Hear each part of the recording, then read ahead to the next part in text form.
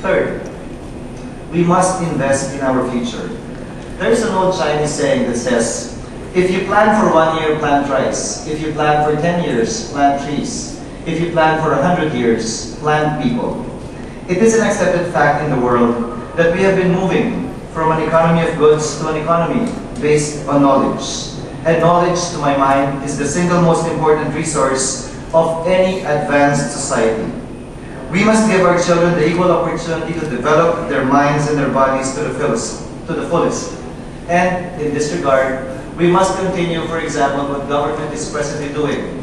Particularly, I am making mention of the conditional cash transfers, which will enable us to hopefully lessen the current dropout rate, which stands at 34% from grade 1 to grade 6, and which stands at 60% from grade 1 to 4th year high school.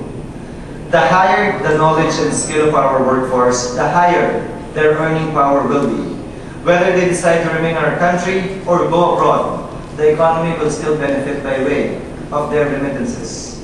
Government must provide the hardware, the classrooms, the desks, and the chairs. Government must provide the software, the books, and teacher retraining. The reported backlog of 40,000 classrooms at present is simply unacceptable.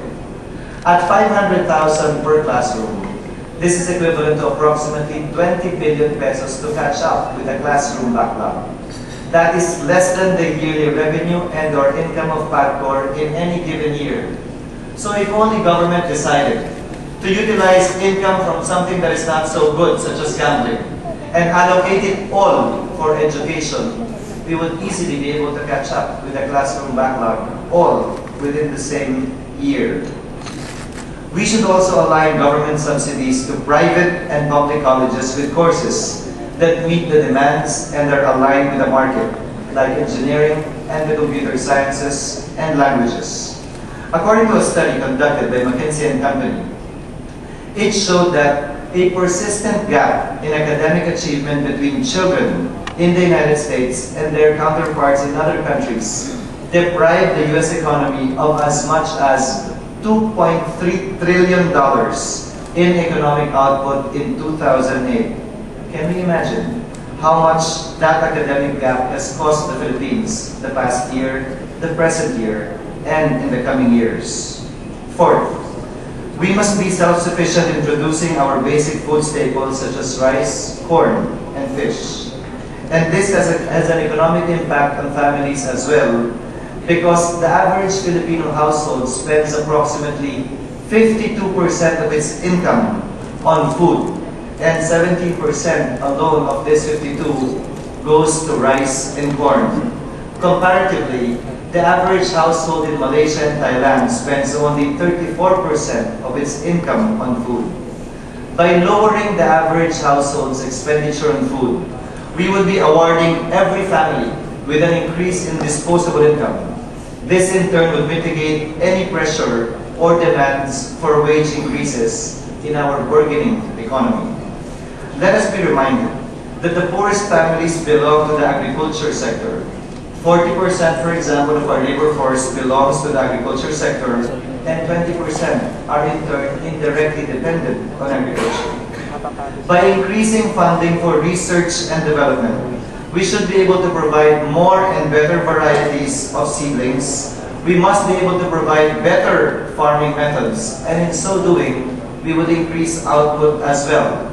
For example, our average rice farmer loses approximately 20% of his palay harvest because he is using antiquated harvesting, threshing, and drying methods.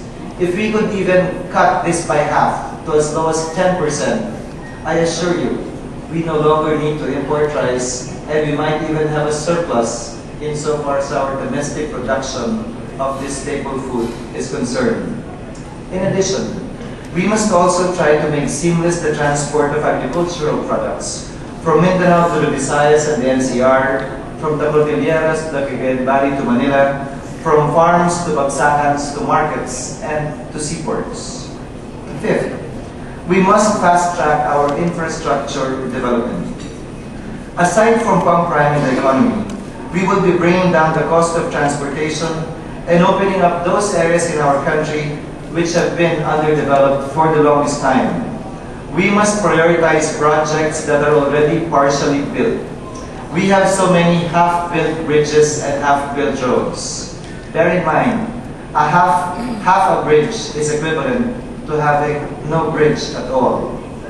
Then we must focus, after finishing uncompleted projects, on widening our major transportation arteries, especially where traffic jams occur.